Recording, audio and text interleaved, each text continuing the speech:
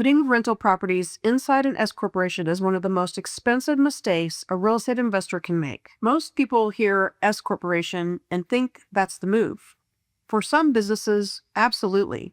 For rental properties, that same move is costing investors tens of thousands of dollars they didn't have to pay. Hi, I'm Sherry Ayland, CPA and tax advisor, and I help my clients pay little to zero taxes using my Zero Tax Blueprint. If you've spent any time in real estate investing circles, you've probably heard someone say, you need to put everything in an S Corp. And you've probably also heard someone else say the exact opposite. S Corps and real estate don't mix. So who's right? Both of them actually, depending on what kind of real estate you're doing. Today I'm going to break down exactly when an S corporation makes sense for real estate investors and when it can actually hurt you. Let's get into it. Real quick, let's talk about what an S Corp actually is, because there's a lot of confusion around this. An S corporation is not a separate type of business entity. It's a tax election. You form either a corporation or an LLC, and then you elect to have the IRS treat it as an S Corp for tax purposes. The big benefit?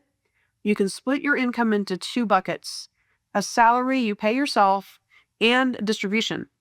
You pay payroll taxes, Social Security and Medicare, only on the salary.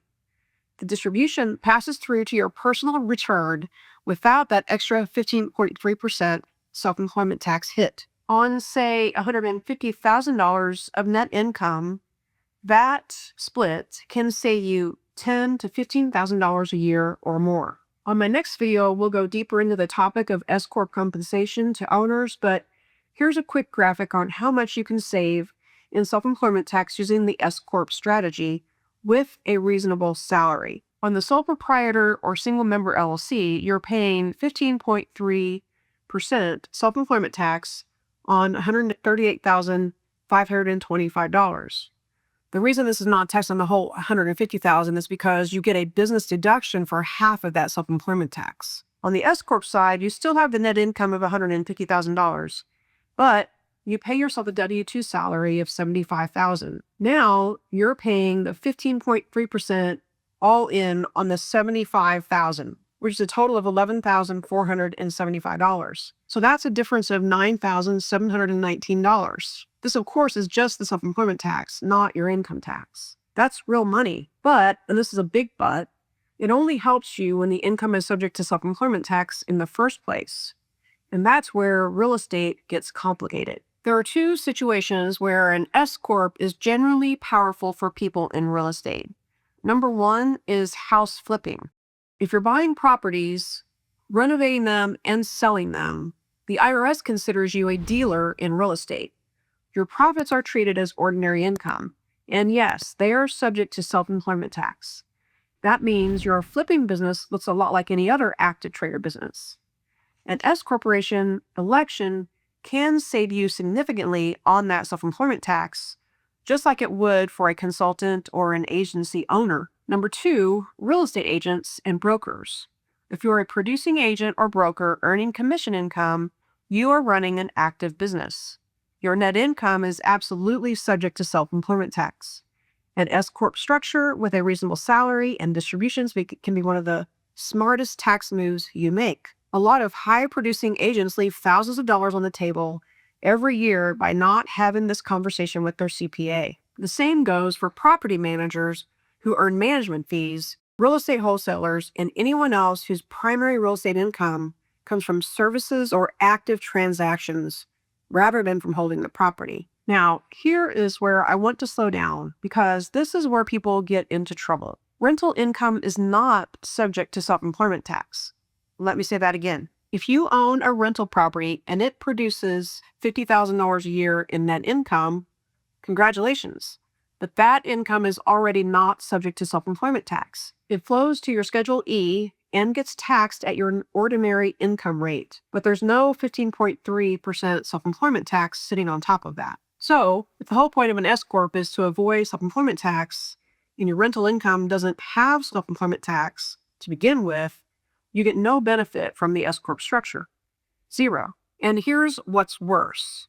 You actually take on costs with an S Corp. You're required to run payroll and pay yourself a reasonable salary. You have to file a separate corporate tax return, Form 1120S, every year.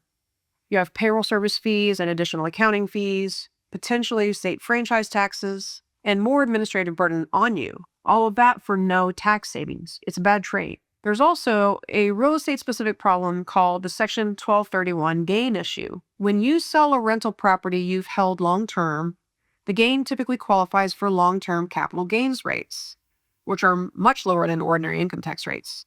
But if that property is inside an S Corp, you may lose access to those favorable rates depending on how the sale is structured. And you can run into problems around the Section 1250 depreciation recapture rules as well. The bottom line is putting rentals inside an S Corp can actually cost you money on the back end when you sell. So what should buy and hold investors use? For most rental property investors, a standard LLC, either single member or multi-member, taxed as a disregarded entity or a partnership, gives you liability protection without the S Corp headaches. You get the asset protection, the flexibility, and you don't give up your capital gains treatment on the sale. Some investors use a two-entity structure, an LLC to hold the properties and a separate S Corp to run any active business activity, like if they're also flipping or managing properties for others. That way, each entity is optimized for what it actually does. This is exactly the kind of conversation to have with a CPA who works specifically with real estate investors, not just any accountant, but someone who understands the nuances of real estate taxation. So let's review. Should real estate investors use an S corporation? Here's a chart that compares S corporation and LLC usage for rental real estate. We will cover this more in depth on a later video. So, if you're flipping houses, yes, an S corp deserves a serious look. If you're a real estate agent or broker, same thing, absolutely worth exploring. If you're a buy and hold rental investor, in most cases, no. The costs outweigh the benefits, and you may actually give up tax advantages you didn't know you had. The worst thing you can do is set up an entity structure because someone in a Facebook group told you to, without understanding how it interacts with your specific income and strategy. If this was helpful, please subscribe and like the video. We cover real estate taxation, entity structure, and wealth building strategy in plain English every week. And we'll be digging deeper in the next couple of weeks on S Corp payroll structure and the hidden costs of real estate in an S Corp. And drop a comment below. Are you currently using an S Corp, an LLC, or just operating as a sole proprietor? I'd love to know where you're at. See you in the next one.